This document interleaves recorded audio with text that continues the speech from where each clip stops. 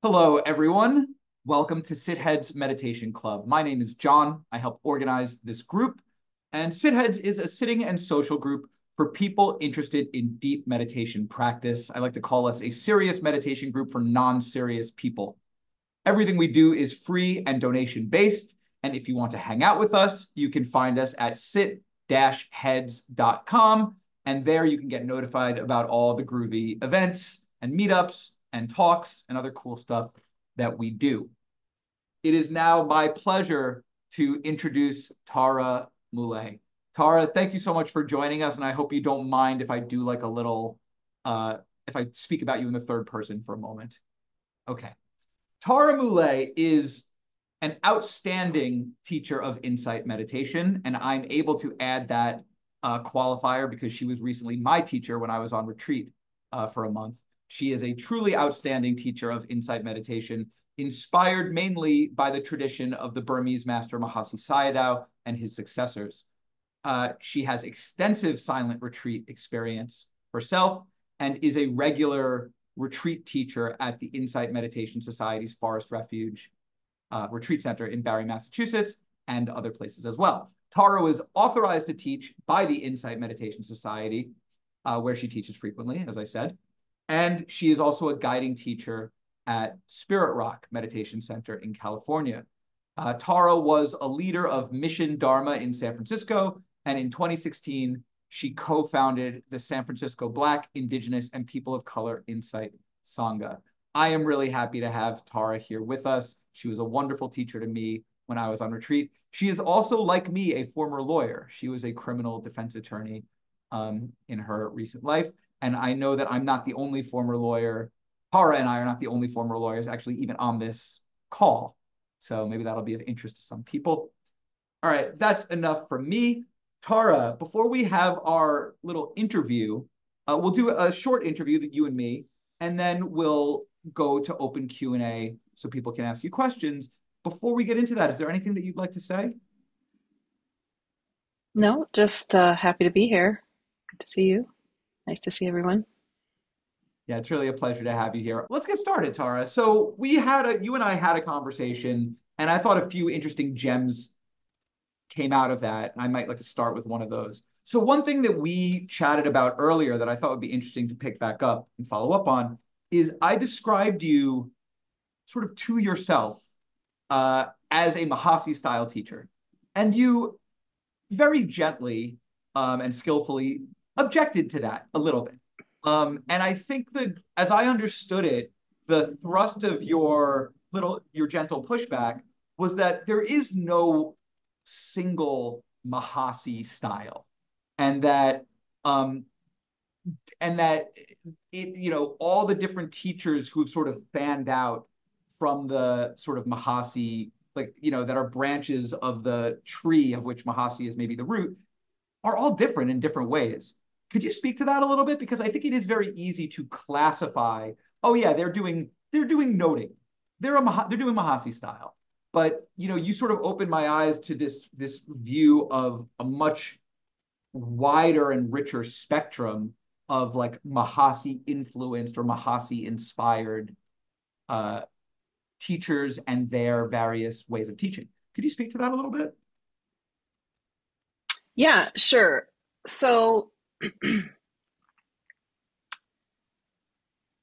Mahasi taught a particular method, and his instructions are available, written down. His written instructions are available, a couple of forms, I think, online.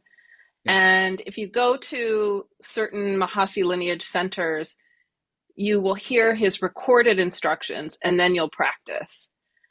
But what's really interesting and what I've gleaned from my experience with many people who do consider themselves to be practicing very much in the lineage with a lot of gratitude and really recognizing and acknowledging that lineage and Mahasi's teaching as their kind of root lineage, they people will be teaching in very different ways. Even if you go to Mahasi centers in certain parts of Asia, you will get different instructions. There will be a lot of variation. For example, there'll be variation on how long, when you initially start to practice, how much you should really spend time just with the rising and falling and not with secondary objects. For some will say for quite some time, some will say not.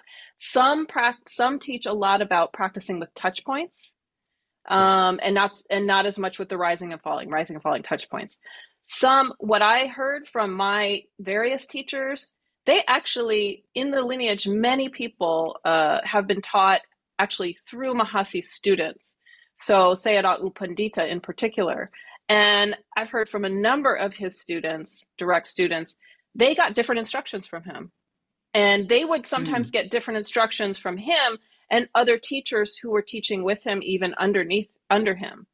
So they got different instructions about, again, certain, how important it is to be with the rising and falling, for example, how about noting and just different angles on how to practice. They brought in different skillful means. They heard different instructions about skillful means from their teachers, and then they, of course, worked with their own conditioning and found ways for the practice to work for them. So people are always teaching through their own experience and through their own conditioning and a way a particular practice worked for them.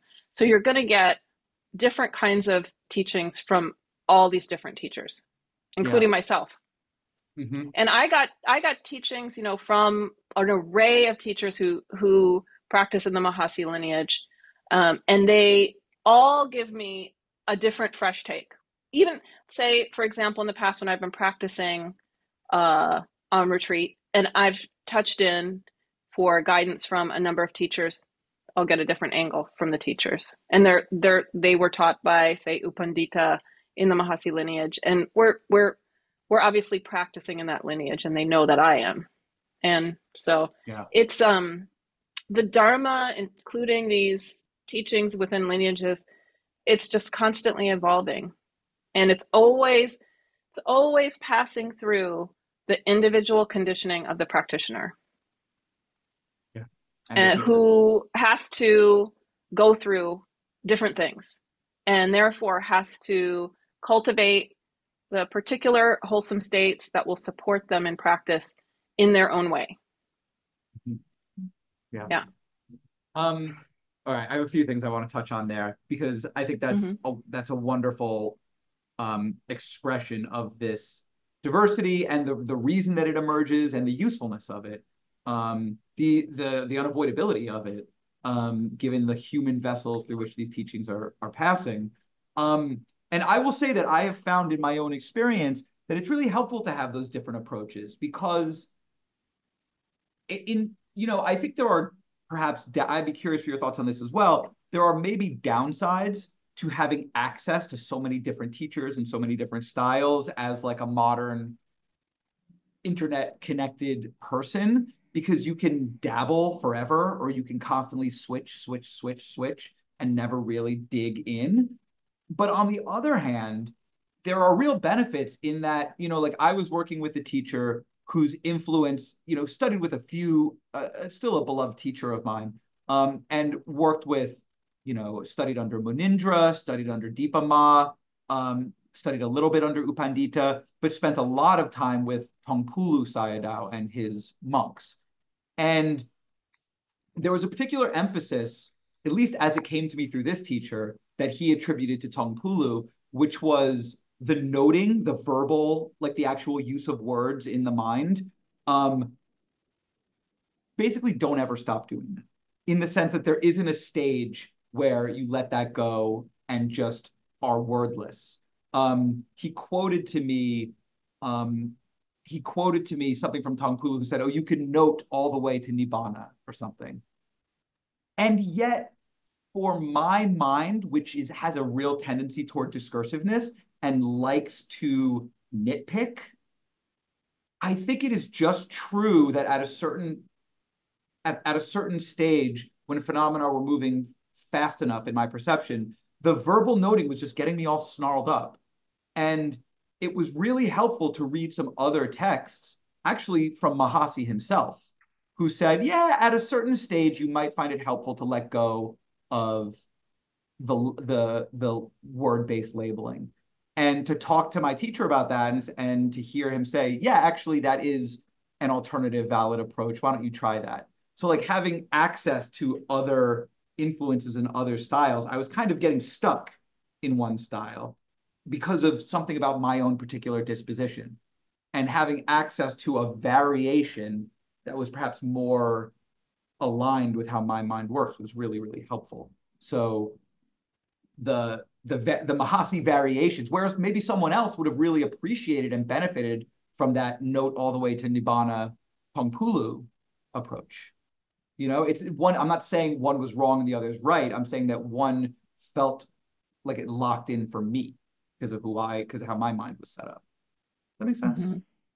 Mhm. Yeah. Yeah. Well, and so I guess uh, this all sort of raises the question, since there are all these different ways of doing the practicing within the Mahasi lineage, if you had to define what they all have in common, what is the core? What is the thing that you need to be a Mahasi teaching besides just having learned from someone who learned from someone who learned from Mahasi? Um, Mhm. in terms of the actual method, since there are all these possible variations, what are the essential cores that need to be that what are the defining characteristics essentially? Mhm. Mhm.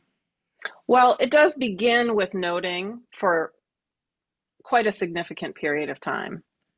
And it's the cultivation of momentary concentration is really important. And in order to do that, you you developed the two qualities that are typically, thought of as jhana factors. You develop vichaka and vichara. So there's a focus in the practice on developing the qualities of directing or connecting. I think that connecting is actually a better word. Connecting and sustaining the attention on whatever experience you're noticing. Um, and you're doing that with a strong emphasis on continuity. There has to be a significant amount of launching effort in the practice, in the way that it would be classically described. So there's a launching effort towards momentary concentration, really harnessing the vichaka and vichara factors of the mind. And you're doing it, in all activities as much as possible. And the purpose is for you to really begin to notice the um, with the abandonment of greed, hatred, and delusion with respect to the present moment experience, and then the next present moment, and then the next present moment.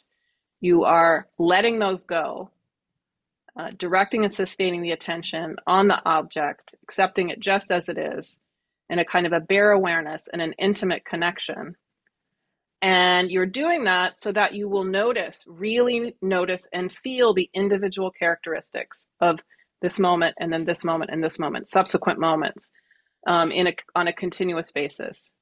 It's the knowing of these individual characteristics uh, over and over and over with continuity that then allows for you to see the universal characteristics ultimately through a series of naturally unfolding insight. So that's kind of some of the core things that I would say are present in a Mahasi style teaching. Mm. Momentary concentration, the launching effort, the emphasis on continuity. And when you talk about momentary concentration, just for anyone who doesn't know, what does that mean? People might know what concentration means. And we can be brief on this because a lot of people will know. So this can just be like a quick like primer, like what is momentary concentration?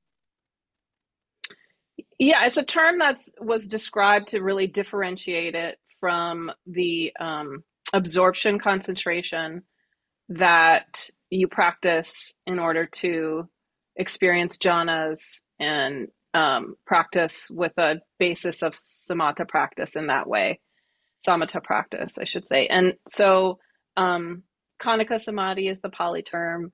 And it is when the mind is really, there's vichaka and vichara strongly developed on changing experience. Instead of one particular object that you're developing that vichaka and vichara towards, it's just the one object, one object, one object. And with when you're developing the momentary concentration, the Mahasi style, you're noticing change no matter what you're noticing. So even if you're really just practicing a lot with the breath, because many people do, and they are just with the breath. What they're noticing is different with the breath. They're noticing change in the breath. So in the noting of the rising and falling, you're noticing change in the breath. You're not really in the samadhi practice. The noting of an object is actually just to develop that one pointedness of mind and unification of mind, so not to notice change. Right.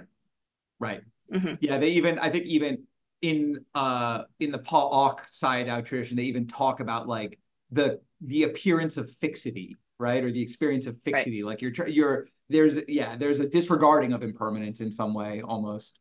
Yeah. Yes.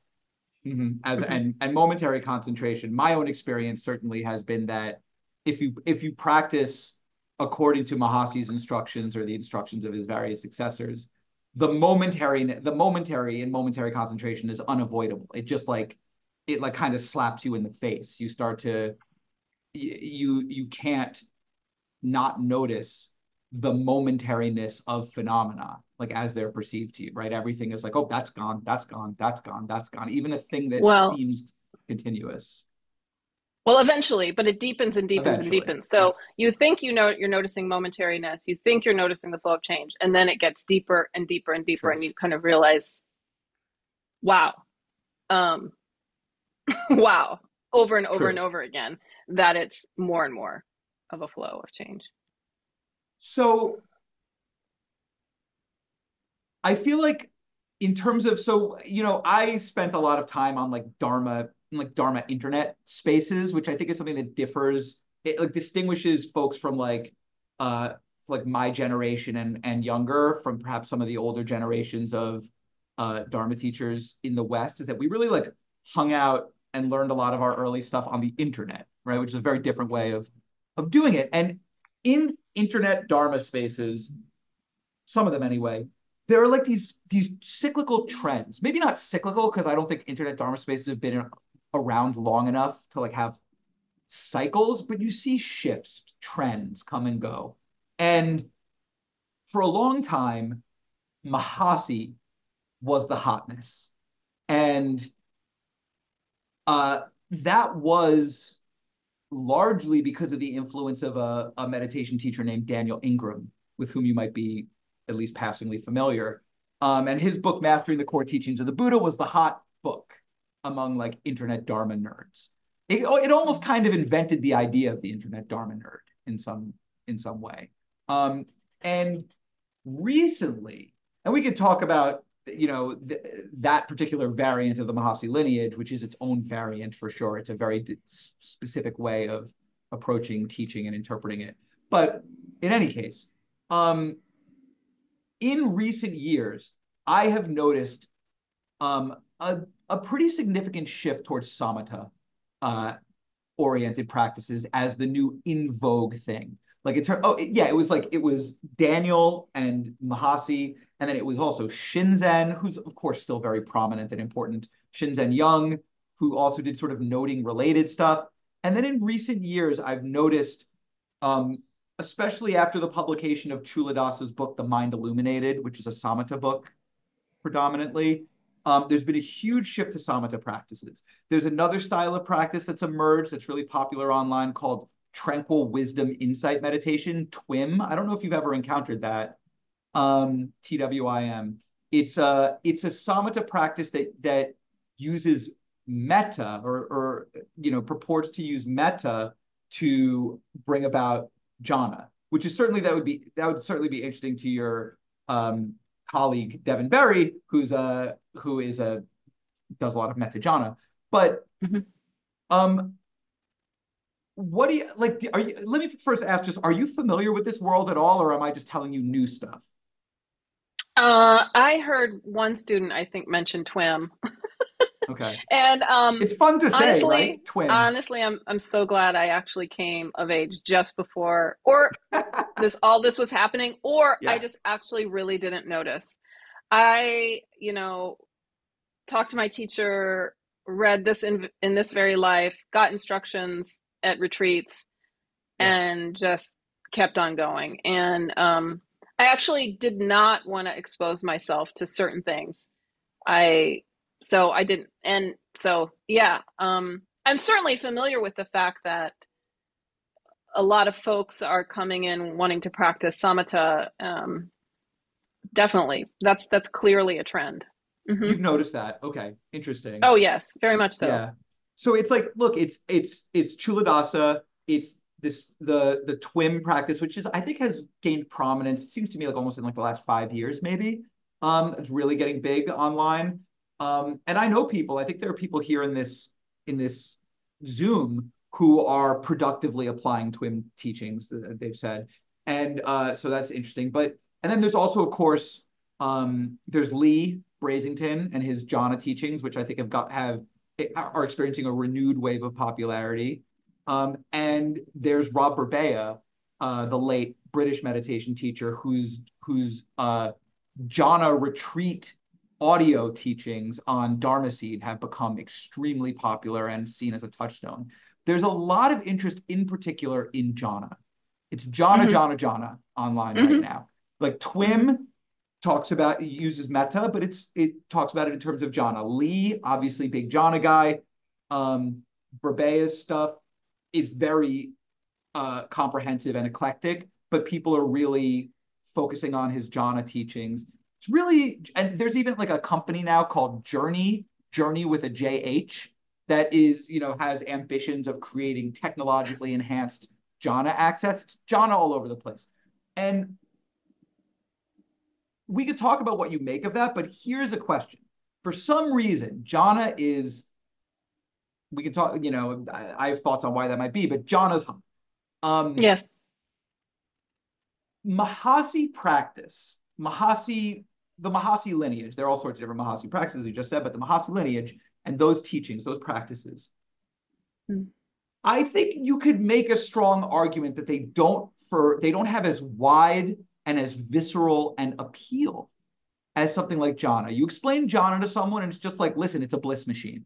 And they're like, okay, I get that. Give me that. And they want to do it. Um, for better Mm. or worse, right? But like Mm. I think maybe because it's explaining it, because it's already couched in things that people already value, like bliss, pleasure. It's like here is a fire hose of bliss and pleasure. That's an easy Mm. thing for people to understand and say, I would like to acquire that and have that access.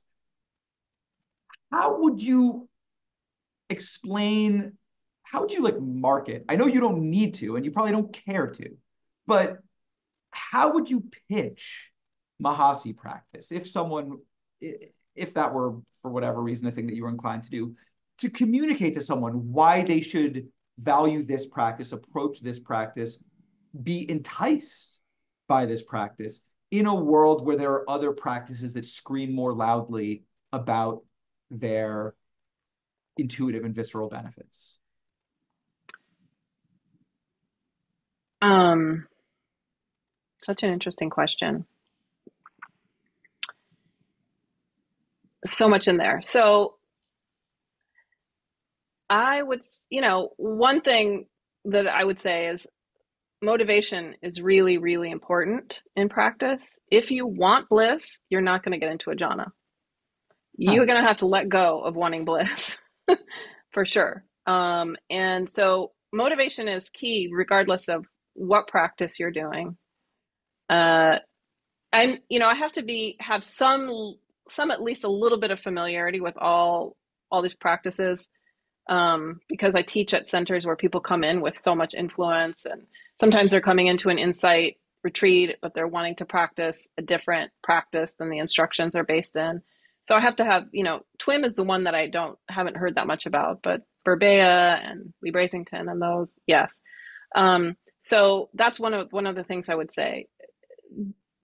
The motivation in Dharma practice really has to come down to, it can be framed in many, many different ways. And, individuals will express it and they'll have really different ways of saying what their core intention is. But the intention, in order for progress to really happen, has to be to uproot greed and hatred and illusion from the mind. So even in jhana practice, it's letting go of those hindrances, really letting go, renunciation, really has to be, the motivation has to be coming from those places. And also, really take this, I think is really important for people to understand in terms of the development of these practices, all of them. Mahasi developed his instructions because previous to that, and there were a number of Sayadaw who were doing this in Myanmar, Burma, it was called at the time. They were doing this in order for lay people, the practice in which you would be able to experience insight all the way to cessation, for that to be accessible to lay people, and in a way that you did not have to first develop jhana. That was the whole point, because previous to that, the practice was only accessible to monastics who had a ton of time to practice, and therefore a ton of time to really experience the jhanas. This should tell people it takes a very intense amount of dedication and effort. So a lot of people are coming to retreats and they're like at a 7-day retreat and they're like, I want to do jhana practice. Well, I can tell you, because I've done samatha practice as well in the, to some degree in the Pa'ak lineage through Winnie Nazarko and Marcia Rose. And I love you Marcia. need quite a bit of time. Yeah, she's amazing. You need quite a bit of time to really get into absorption. And so you can, in a shorter retreat, you can get foundational practice, developing a lot of the qualities you need in the long term for samatha practice. But it takes a lot. That practice was typically not accessible. Not at all am I saying that lay people shouldn't do it, but just to be realistic about the amount of effort and time it takes. And then to consider that, in truth, there are so many people who are really still into Mahasi lineage practices. All the insight teachings, really, almost all of them have a root in Mahasi in some way. Because anytime you're practicing with an anchor, that's a Mahasi lineage practice. Anytime you're practicing with an anchor, that's anchor practice. Otherwise, it's sort of Thai forest tradition, that's a samatha lineage as well. So basically, anytime you're practicing with an anchor, you are. And then even the Utejaniya practice, that's a Mahasi lineage practice as well. Yes. Because Shui Yumin was Mahasi's one of his primary students. So the truth is that people are still coming for these insight retreats. They're still coming. And they're coming because mindfulness, as it's being taught, even on these apps and everything, all of this is because of Mahasi. All of it. There's none of these, almost, like all of these practices have their root in that, in the spread of the Dharma through the proliferation of retreats for lay people that really was in almost like large degree, it was really started by Mahasi. Well, what would you say about, and they did it. I think they did it. No, he did it. Yeah, he did it because of colonialism. That's why these Sayadaw developed these practices for lay people, because they were afraid that the Dharma was gonna die out, because the British came in, they deposed the Burmese king, and the king was a protector of the Dharma. They had to bring the Dharma to the lay people in order to preserve the Dharma. And so you can see from the motivation there that there was always thought to be like, this is more accessible for lay people. So think about that in the sense of, if you're a lay person, what practice might be useful for you? Yeah. If you don't have 5 months to go and deep dive into jhana practice. Yeah. So a couple things there. One thing where I think that could potentially get pushback is that people are defining jhana in different ways, right? Yeah. So I'm not going to wade in to that debate with my own opinions because, like, one, I'm not qualified. Two, like, ugh. But the but like there are like the way Lee Brasington defines jhana. I think he even calls his approach, or at least an element of his approach, I think he calls it, not disparagingly, jhana light. So like people are talking about jhanas, they're like, oh yeah, I was in the second jhana and then I had this thought. And it's like as soon as you hear that, a person who follows the more traditional approach to jhana where it has to be very deep would say, well, that can't be a jhana. You had a thought in, like, you were thinking in the second, or third jhana or whatever. That isn't right. That doesn't line up. But Mm-hmm. so people are doing.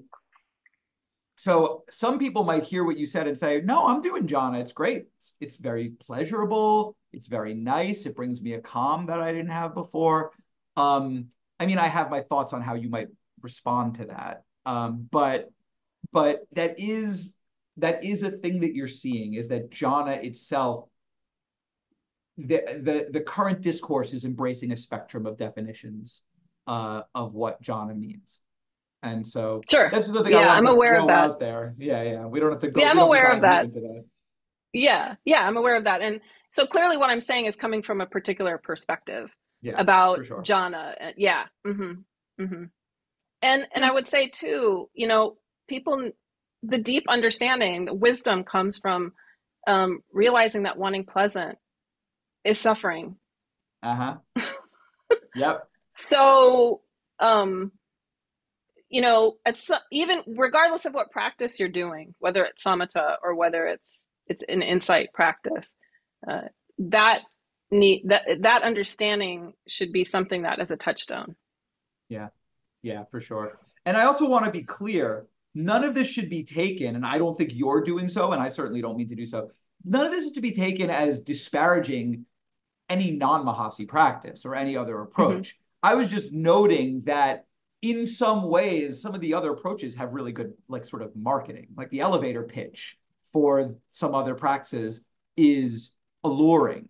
And I was like, oh, what's the pitch for Mahasi? Which I do like, look, my main practice right now is Mahasi practice. So despite the fact that I'm an internet baby, despite the fact that I'm familiar with all these things, I'm familiar with Twim, I interview a different teacher every month, so I'm constantly getting exposed to all different methods. I've settled down currently in the Mahasi lineage, and I'm finding it incredibly rich, incredibly rewarding.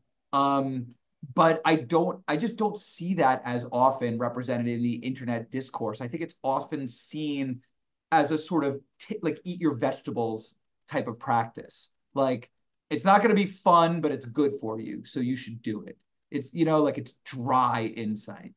It's dry. There's like this vibe of, well, if you want fun, do something else. But if you're like serious about awakening, then maybe this practice could be good for you. And I actually think it's more fun than that. I think that that's not giving it enough credit. I'm actually having a ton of fun with my Mahasi practice. So that's It's just something I so wanted to dive heartful. into. It's so heartful. It's the most fascinating thing. I had a person that I was getting to know recently, and she was just getting to know me, and we had a few conversations over several months. And she knew I did this meditation teaching, insight meditation teaching. I taught retreats.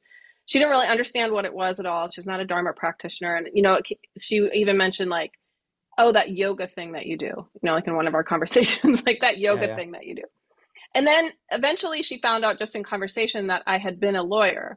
And then she said, oh, like a criminal offense attorney. She said, oh, you've had such a fascinating life. And I said to her, actually, I thought that was like, that blew me away that she thought because I was an attorney, I had had a fascinating life. But I said to Huh. her, the most fascinating times I've had have been sitting on my butt practicing or just walking back and forth. So the practice is incredibly fascinating. But the other thing for me is there is no pitch needed.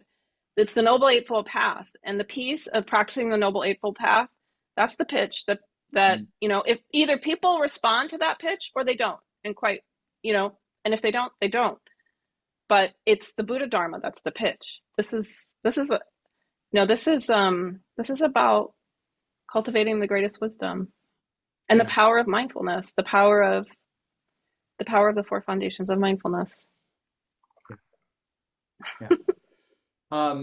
That's a great place to wrap up, I think. I do think, can't help myself. I'm like, oh, let's wrap up, and then I got another thing to say. But I almost want to advocate on behalf of people with like cruddier motivations, because like when you talk about like, listen, it's the Eightfold Path, like either you'll be drawn to it or you won't. Like I will say that I started meditating because I was in law school. It was very competitive. I was very stressed. I wanted to be a little less stressed. And also, I have ADHD. I wanted to be a little more focused so I could do better in school. My goals were like very like mercenary in a sense. Well, I wanted to feel a little better, but I also wanted to like get my class ranking up. It was very worldly, you know? And that's why I started practicing. But it was okay because the practice is sort of self-cleansing. Like the motivation is sort of self-cleansing. And I couldn't encounter the Buddhist teachings and start practicing them and practicing Buddhist meditation as well as other aspects of the path and not have my motivation start to shift. So like even someone who doesn't initially see the allure of the Noble Eightfold Path, I mean, they might really need the path, right? Because they're suffering. They're suffering so much that they can't even clearly see the root of their suffering. So they're going to show up looking for some nonsense, like me, looking for a way to elevate their material standing or whatever the case may be. But like I still think there's a lot of hope. I hope so. It's me that there is a lot of hope for those people, and that if they make contact with the practice, that it'll shift. Does that make sense? So it's like I hope that there's still a path and I think there is like a path even into deep practice, deep Dharma, and deep insight for people who come in with sort of no interest in that. And just if they're lucky, they'll find it, and the interest will germinate from contact with the teachings. I don't know. What do you think about that?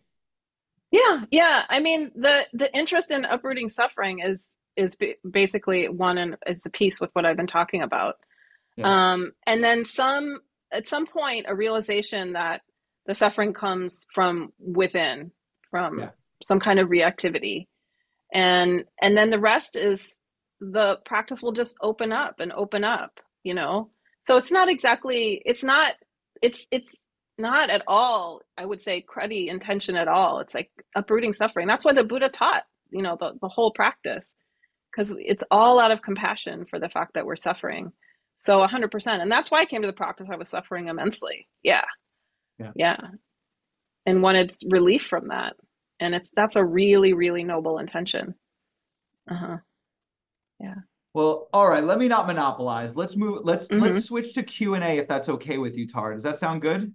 Yeah. Okay, excellent. Well, thank you so much for having that conversation with me. That was so much fun.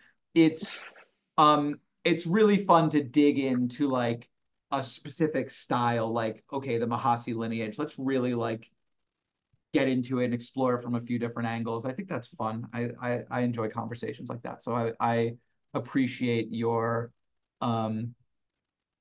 consenting to have a conversation like that with me. So all right. Let's let other people have a conversation with you. Ruth, would you like to ask your question? Yes, thanks. Yeah, so I've been practicing for about 30 years, and for ages, I always feel really unwelcome when the emphasis is on freedom from suffering, because I don't feel like I deserve it particularly. What motivates me, and I'm very happy to have found a few teachers that like support that, is I want to understand the world.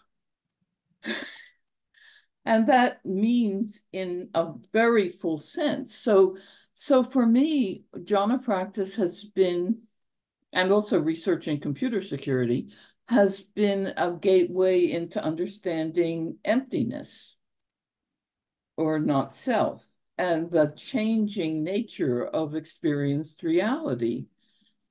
And when U Pandita came to IMS about 30 years ago, I did not I signed up for the retreat because I didn't want to be under his power. I signed up for a work retreat because they asked for extra work retreatants because of the narrowness of the practice and minimizing, any work and stuff. And what I ended up doing was comforting a few of the long-term yogis who were on that retreat, women, who were told by him that they couldn't be having the experiences they were having because they hadn't followed the method. So, yeah, I'm really conflicted about this whole framework, which to me feels Christian because I'm not. Okay. Yeah. So, I mean, there are a lot of people with a lot of stories about Sayadaw Pandita and difficulty practicing with him, and then many who benefited. And the overall truth, I mean, and the overall thing that has happened over time in terms of, some of the bigger insight meditation centers and the teachers there, is that a lot of them practiced in the Mahasi lineage, somehow through Sayadaw U Pandita or Mahasi himself. And ultimately, even though they may have had problems with him, ultimately through that lineage, felt that their understanding, their realization was actually able to unfold. And so those teachers, are still practicing and teaching in that way. And they've shifted it, and they're teaching for a Western or Western influenced audience in a way that's really quite different and much more holistic. Actually meeting the person where they are, and in a way that is perhaps, just to use a vague word, less rigid than Sayadaw U Pandita himself, taught. And I think it's important to understand that he came from a particular culture, right? Mm-hmm. He taught people in Myanmar, and some people suggest that because of whatever the way that the culture is there, a lot more kind of a lot of that urgency, that urging people to use a lot of effort, it was needed. It's a different, he was met by a different audience of students, and he kind of didn't realize that. Kind of didn't realize how to make the instructions culturally relevant, culturally appropriate in a lot of different ways, which makes a lot of sense. He was a monastic in Myanmar from, very, very young. And so, still, when I'm, practicing with my teachers, it's clear that ultimately, they had to find their own skillful means at times through those instructions that they got. But it was at the core, those instructions, that allowed them to actually build the momentary concentration, and the intimacy with experience, moment to moment to moment, including the foundation of deep loving kindness that you have got to have. You cannot do that practice and have that unfolding if you do not develop along the way like a deep well of loving kindness and compassion. There's no way you can go through some of the seeings that you need to have if you do not cultivate that. And so that, is part of the piece. It's complicated, and there's a messy history to it. Nevertheless, it's been hugely influential. And yeah, jhana practice, it's a great practice. Fantastic. It's, the Buddha taught jhana. And as I said, I've done samatha practice myself. And, I teach a samatha retreat every year. So I'm not poo-pooing it at all. I'm just from my perspective, I would just say, just wanted to add those few things about, at some point your touchstone has to be something other than wanting pleasant if you're going to do jhana, because otherwise the hindrances can't go into abeyance. Otherwise you're not, there's some greed in the mind, and the hindrances won't go into abeyance, really, and that's what you need for jhana. And and just to be kind of to talk about the origins of it, and that the origins were really to allow people to have unfolding of wisdom and compassion without having to do jhana, which at this, for many people doing jhana is the path, and their disposition is to do that. Yeah. I don't see them as averses, but yeah, thank you. And thank you also for the little bit of Burmese history, which I just recently learned about and which really helps. Yeah. I think understanding the context is super helpful. Yeah. Thank you. Thank you both. Tara, thank you. Ruth, thank you very much. Chappelle, would you like to ask your question? Yeah, thank you. Hi, Tara. Hi. Yeah, of the people that who are lay people who have practiced the Mahasi lineage practice, what attributes do they have, and what conditions did they set up to be able to attain stream entry as a lay person? Well, the attributes are the paramis. A lot of patience, a lot of loving kindness, as I just mentioned,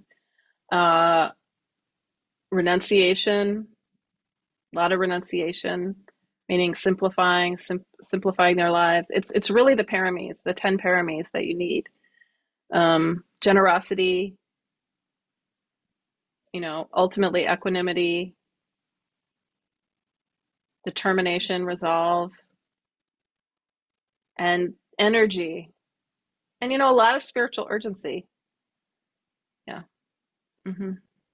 That's what it seems to me from people I know.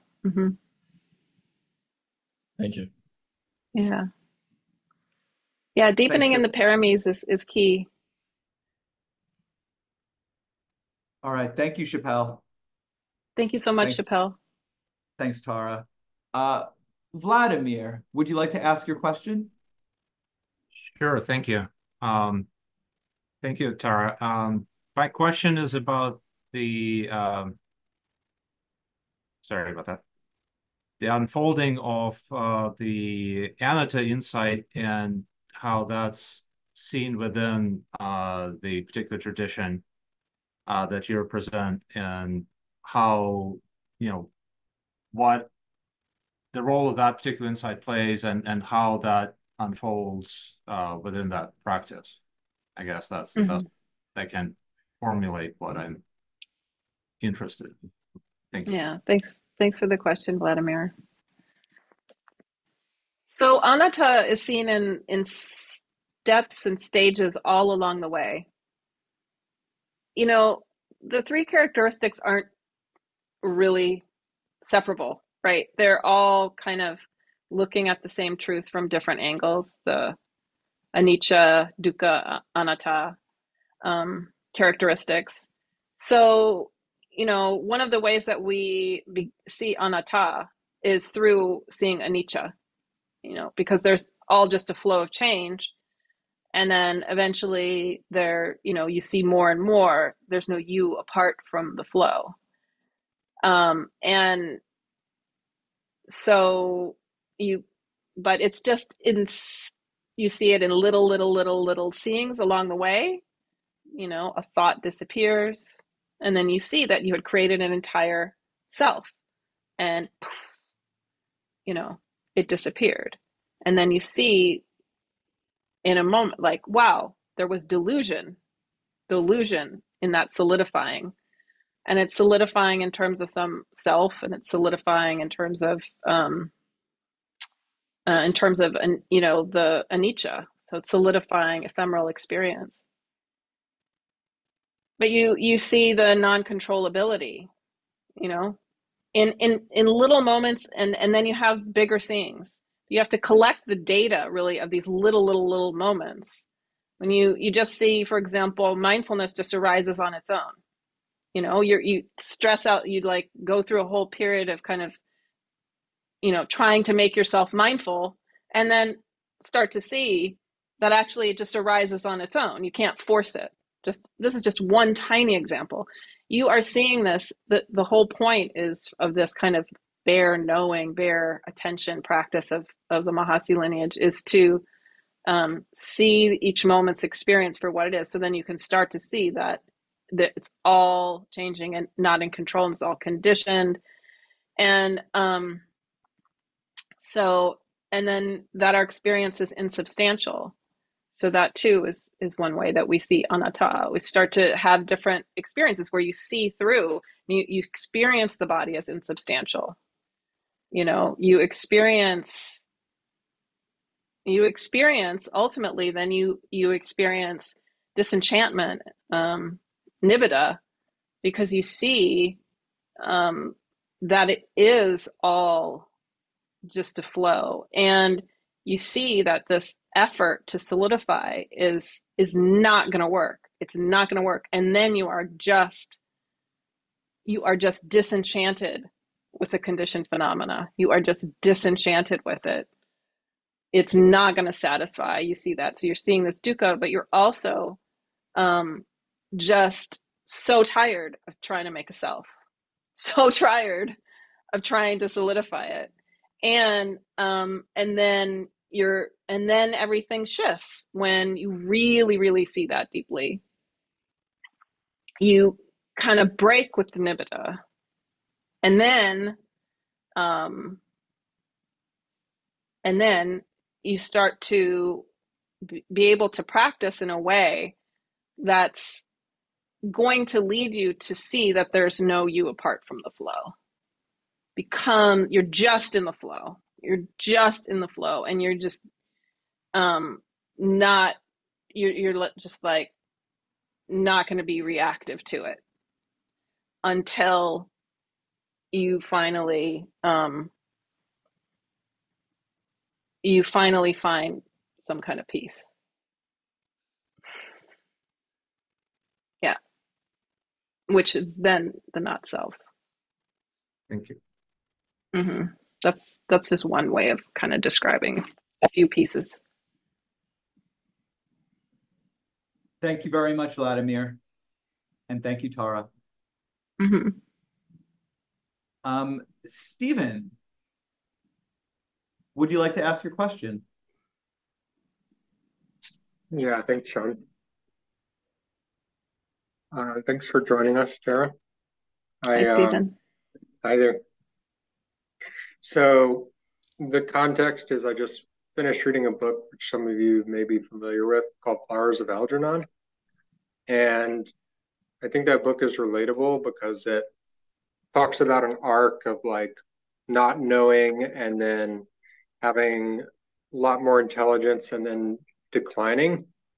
And the familiarity of that, I think, is kind of ingrained in us with the arc of like youth and then middle age and then aging. And I was in the Year to Live Spirit Rock course last year, and I've been thinking a lot about watching the process of aging happening in our own consciousness and in that of others. And from one perspective, like you were just saying, it's easy to detach a little bit from the body or from wanting things to be a certain way. And at the same time, I can feel into how hard that can get when it's like the people you love and it's your memories and it is states of being that are no longer accessible.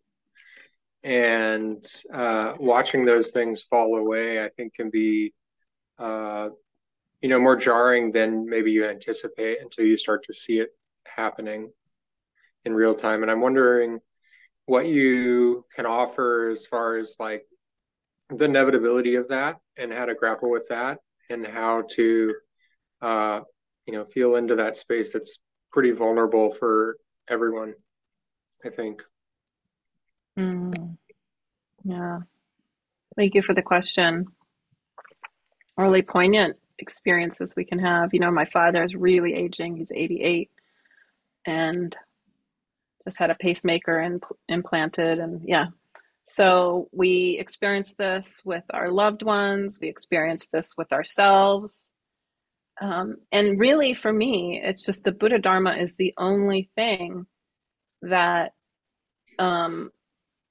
really provides a way to practice with the truth of this. So this is all, you know, right there happening in our own bodies and right there happening with the bodies of and the minds of those people that we love. And we don't want it to be. We do not want this to be, you know, and this is a major experience. This is a primary experience of dukkha, right? So we practice, you know, the offering is to practice with the whole of the Noble Eightfold Path, with those, with the way our heart's responding to that experience. So I have to say, when my father had a major decline about a year and a half ago, major decline, and we had a really difficult relationship before that, but I had to take really quite full responsibility for him because there was no one else really to do that. Not in the way that I was really the only one who could. And boy, was I happy for Buddha Dharma practice. Boy, was I happy for all the time I'd spent in retreat, all the time I'd spent practicing in daily life, every moment of loving kindness, compassion, and equanimity I tried to cultivate in all the different ways. So find the practices that resonate for you. When you see yourself, when you feel internally, there's a particular kind of reaction, a particular kind of suffering you're having around this experience of feeling yourself or others age and lose certain capacities. Respond with, you know, basic practices of self-compassion and mindfulness and, you know, other Brahma Viharas. And, you know, I'm going to bring up equanimity. May I accept things just as they are, and feel into what it feels like to actually accept the moment's experience versus pushing away at it. Because, you know, there was so much I didn't want to accept in those moments when I saw what was happening with my father. I had to rearrange my entire life. But what I felt most was that my practice pointed me towards, I could feel the wholesomeness of the intention and the wholesomeness of action in providing certain care versus, and being present for my father's. It was really hard to see his decline, really, really hard. You know, he's super, super smart guy, and suddenly more like a child, you know, like basically like a child. And so in just being present, mindful with a lot of loving kindness for the heartbreak, actually attending to that for me, within me, and having the strength to do that through the practice allowed me to be there to actually help him and not be in resistance, not be impatient, not want to turn away, not all those kinds of things. So it's the whole practice, and it's the cultivation of wholesome states, any wholesome states that you can bring. Yeah. I hope that's helpful. And of course, there's the 5 daily recollections, which are meant, you know, the Buddha taught these daily recollections so that we could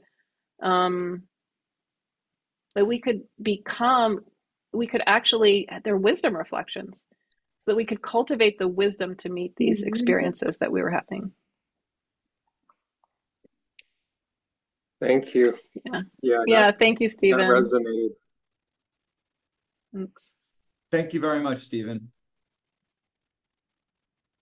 And thank you, Tara. We have a second question from Chappelle. Chappelle, you want to ask it? Yeah, thank you.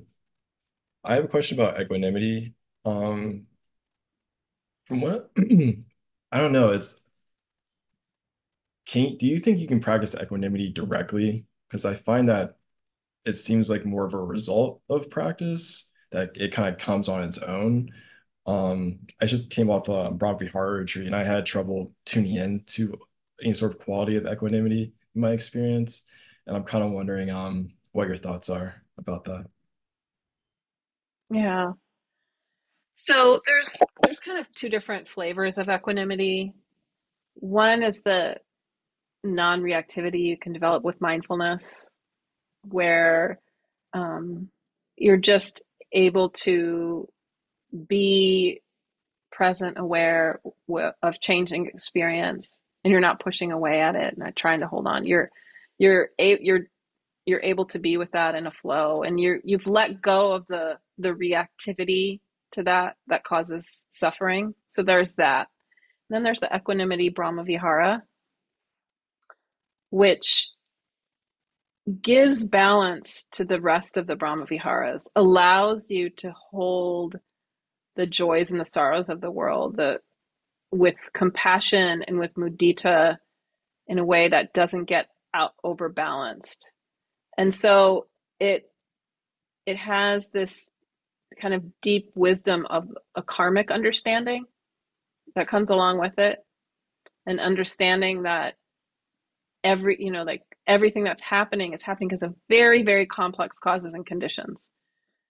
And so we can't control the experience, and we can't control the discretionary, non-discretionary suffering of other people, and the discretionary suffering. Some of it we can't. The non-discretionary, we might be able to do little things within to shift some of the causes and conditions, but people are experiencing a lot of difficulty and a lot of joy, and we can't we have to understand the complexity of the conditioning that's unfolding. So that's the equanimity of the Brahma Vihara. And I'm not sure how you might be able to access the difference of that, but sometimes we have people in our lives that we're really, for whatever reason, feeling like we want them to be happy. We would rather them be happy. We'd rather them not be suffering. And it causes us a lot of suffering. And doing the equanimity Brahma Vihara is kind of really helpful to just accept, ultimately, you don't control that other being's happiness or unhappiness. It depends on the way they're meeting their experience. It depends on their own, the unfolding of their own development of their own hearts and minds. So it's great if you're feeling some kind of codependency, or things like that. So that's how the equanimity Brahma Vihara is like. There's a lot of balance in it. You're able to navigate life with a lot of ease. And I like to use the example of the albatross. An albatross is a bird that can fly over the ocean for weeks without touching the ground. Actually only flaps its wings a little bit as it takes off, and then it just flies over the ocean. It glides basically off the wind shear of the waves that are the wind shear just above the ocean, just above the waves, and it goes in this cyclical pattern to take advantage of that, to propel it along. So that's the kind of balance that equanimity as a Brahma Vihara is pointing to. It's really in balance with the world. And even though there's so much change, and there's so much joy, there's so much suffering, and there is so much suffering right now. Wow. I mean, really, this is a hard time. This is a really hard time.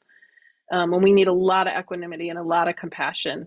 So that's kind of what equanimity is pointing to. And it's really, naturally, it's not disconnected. I like the albatross as well, because it's not disconnected from the world. It's really in tune, super in tune. So loving kindness and compassion and mudita are there within equanimity. And that's one of the beautiful things I think about it, because it's really clear the other Brahma Viharas are there as well. The heart is there and it's connected, and yet it's able to withstand the joys and sorrows of the world. So it's pointing to this, all the Brahma Viharas are these boundless heart qualities. So we might feel with mindfulness, we can get to this place of I can feel a non-reactivity. I can feel that my heart is actually not so entangled, not so getting caught up in suffering because of mindfulness, the power of mindfulness. And with equanimity, we can start to feel this boundless care. It's connected, but we're still steady in it. We're still steady. We can still navigate it. We're open. Our heart, as my teacher Howie Cohn used to say, the circle of our love. It's expanded. It's expanded because we can be in balance in the midst of it. We can open, like no longer shutting down as much, and we can open to the experience of others in the world, all sentient beings, really, ultimately. So they're boundless heart qualities. So I think maybe that kind of explains some of the difference. Thank you so much for your question. Thank you, Chappelle. Thanks, Tara. Thank you, Chappelle. So, Tara, thank you so much for joining us. This was really a wonderful chat. I enjoyed it a lot. I really enjoyed the question and answer. I thought there were some really interesting topics raised and really interesting discussions that emerged. So thanks so much for being here. I had a lot of fun. I hope you had fun too. Yeah, thanks so much, John. Really appreciate it. Of course. Oh, one quick question before we go. Tara, do you do one-on-one stuff?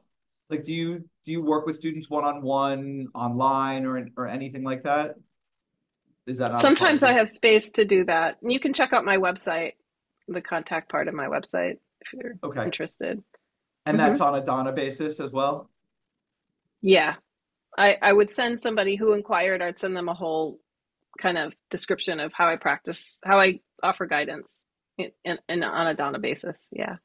Got it. I was just asking because we haven't published it yet. I just give it to people who are interested, but we have a little spreadsheet that I've been putting together of teachers who have joined us at Sitheads, sort of friends of Sitheads, who do offer one-on-one instruction for people who are interested in forming a relationship with a teacher, as well as do they teach on Dana? Do they teach on a fee? What's their practice style, their lineage? Are you amenable to me adding you to that spreadsheet? Yeah. Is that okay? Sure. Amazing. All right. Well, thank you so much. Tara, anything you want to say before we close? No, just thanks so much. Thanks to everyone for your participation. Thanks, John. That was my pleasure. Thank you, Tara. Thank you, everyone, for your time, your attention, your practice, and have a wonderful night. Bye. Okay. Bye-bye.